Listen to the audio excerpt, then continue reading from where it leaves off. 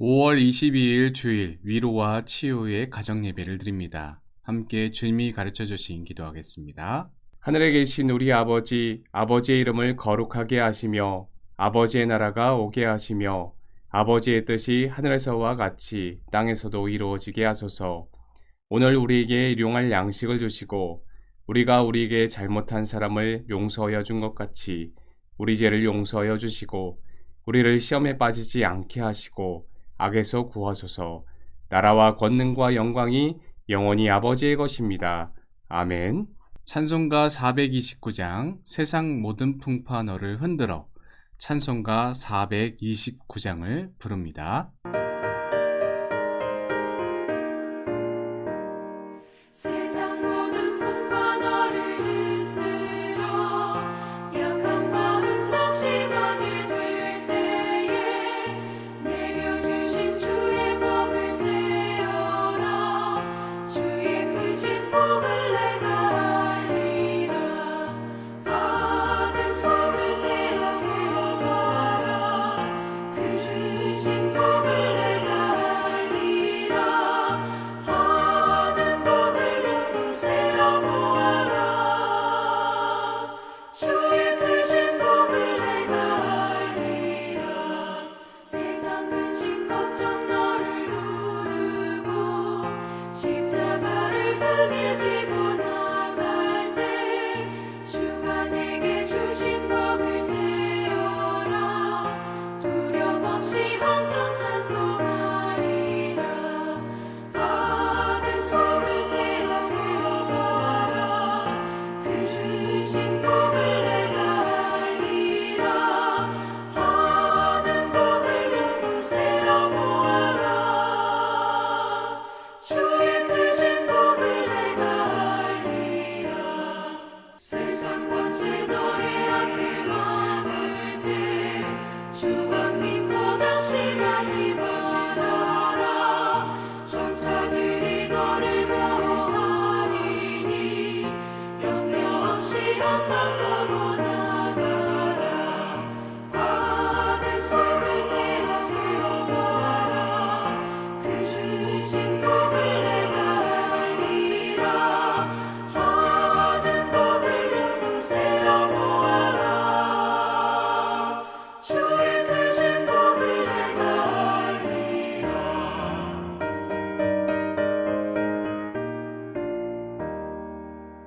오늘 우리에게 주신 하나님 말씀은 요한복음 14장 25절로 29절의 말씀입니다. 요한복음 14장 25절로 29절의 말씀입니다. 한 절씩 교독하겠습니다. 내가 아직 너희와 함께 있어서 이 말을 너희에게 하였거니와 보혜사 곧 아버지께서 내 이름으로 보내실 성령 그가 너희에게 모든 것을 가르치고 내가 너희에게 말한 모든 것을 생각나게 하리라. 평안을 너희에게 끼치노니 곧 나의 평안을 너희에게 주노라. 내가 너희에게 주는 것은 세상이 주는 것과 같지 아니하리라. 너희는 마음에 근심하지도 말고 두려워하지도 말라. 내가 갔다가 너희에게로 온다 하는 말을 너희가 들었나니 나를 사랑하였더라면 내가 아버지께로 감을 기뻐하였으리라. 아버지는 나보다 크심이라. 이제 일이 일어나기 전에 너희에게 말한 것은 일이 일어날 때 너희로 믿게 하려 함이라. 아멘. 본문은 마가의 다락방에서 있었던 예수님의 고별 설교에 대한 내용입니다. 여기서는 예수님께서 십자가 수단을 당하시고 부활 승천하신 후에 제자들과 또 신약시대의 성도들에게 용기를 주고 있는 말씀입니다. 세상의 핍박을 감수하며 복음 전파의 사명을 감당해야 했기 때문입니다. 그렇다면 이 말씀은 오늘을 살아가는 우리 성도들에게도 주시는 말씀이기도 합니다. 그러나 예수님은 제자들을 향해 당신이 승천하신 후에 보혜사 성령을 보내실 것을 약속하셨고 계명을 준수하도록 권고하고 계신다 하는 것입니다. 오늘 말씀을 통하여 주시는 하나님의 은혜의 교훈을 함께 살펴보기를 원합니다. 먼저 본문을 보면 죽음을 목전에 둔 예수님께서 장차 당신이 승천하신 후에 보혜사 성령을 보내주실 것을 약속하십니다. 예수님은 자신이 비록 제자들을 떠나서 하나님 나라로 가신다 할지라도 또 다른 보혜사이신 성령을 제자들에게 보내어 영원토록 그들과 함께 하시겠다 약속해 주십니다. 오늘 읽진 않았지만 16절을 보면은 주님은 제자들을 향하여서 내가 아버지께 구하겠으니 그가 또 다른 보혜사를 너희에게 주사 영원토록 너희와 함께 있게 하리니 이렇게 말씀하셨습니다. 여기서 또 다른 보혜사란 하나님과 그리스도의 영이신 성령을 가리킵니다. 성령을 또 다른 보혜사로 묘사한 이유는 그리스도께서 보혜사셨기 때문입니다.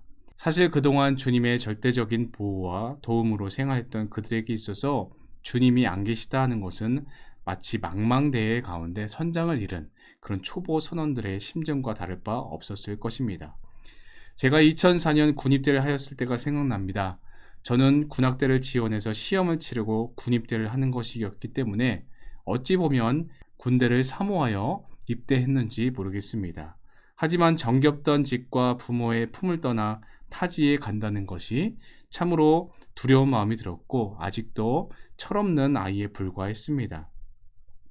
생전 처음 오랜 기간 동안 집을 떠나고 그리고 또 부모와 떨어져야 하는 통에 긴장감이 맴돌았고 육군훈련소의 연무대 교회에 가서 처음으로 예배를 드리게 되었습니다. 아직도 그 현장의 감동을 잊을 수가 없습니다.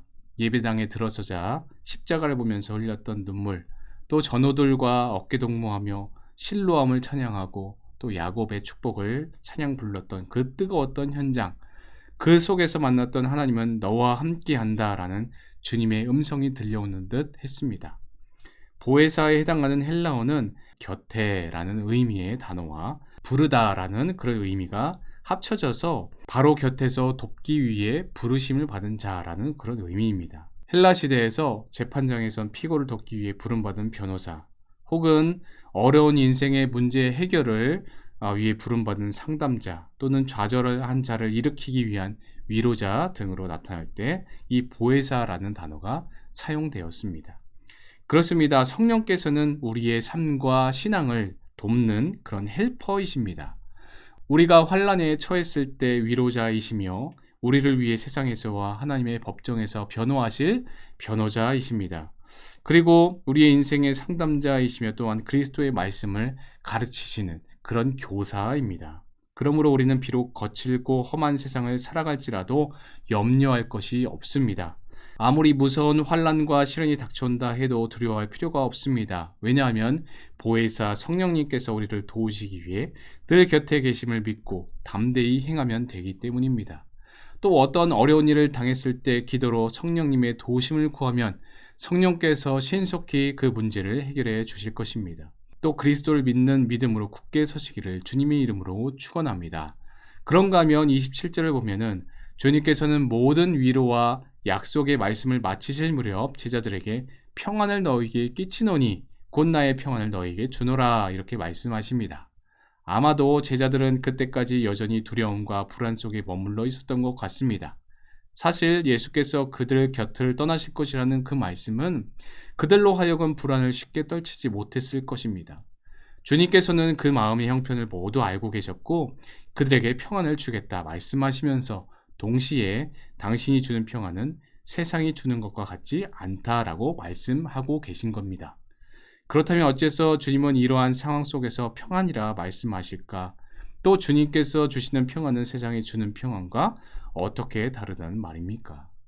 세상 사람들은 흔히 만세가 순조로울 때 평안하다 이렇게 말을 합니다. 아무런 문제가 없고 고민거리가 없고 장애물이 없을 때 평안하다 이렇게 생각을 합니다. 하지만 이러한 평안은 진정한 평안이 될 수 없습니다. 왜입니까?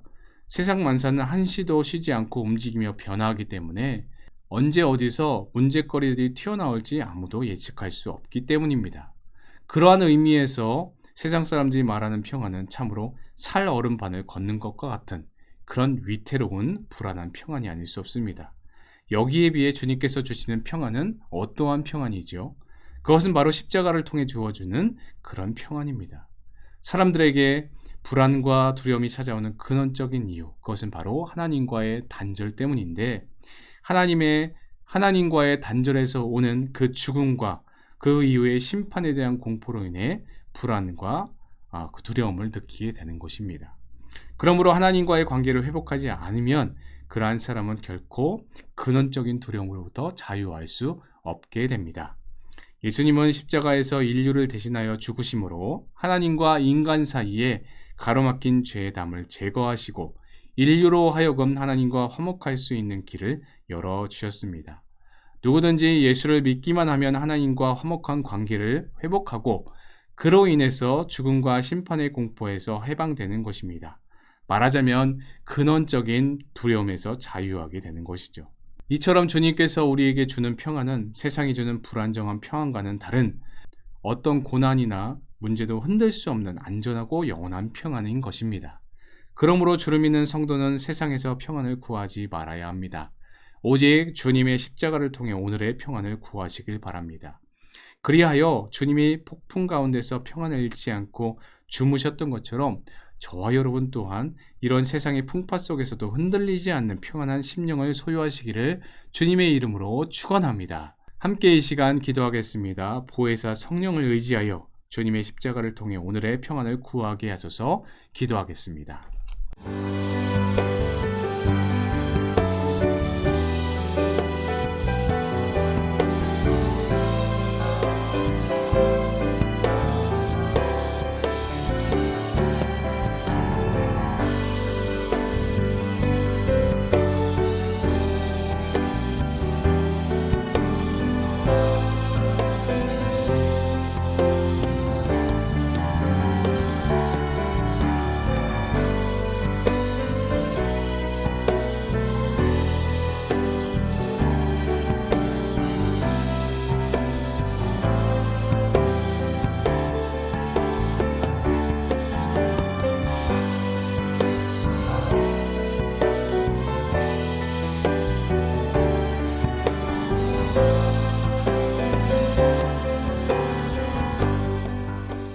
사랑 많으신 하나님 아버지 감사합니다. 우리 곁에 계신 보혜사 성령님을 의지함으로 세상의 모든 풍파가 우리의 삶을 흔들지라도 흔들림 없는 평안한 심령으로 나아가기를 소망하오니 우리를 주님의 평안으로 안위하여 주옵소서. 감사를 드리오며 예수님의 이름으로 기도하옵나이다. 아멘.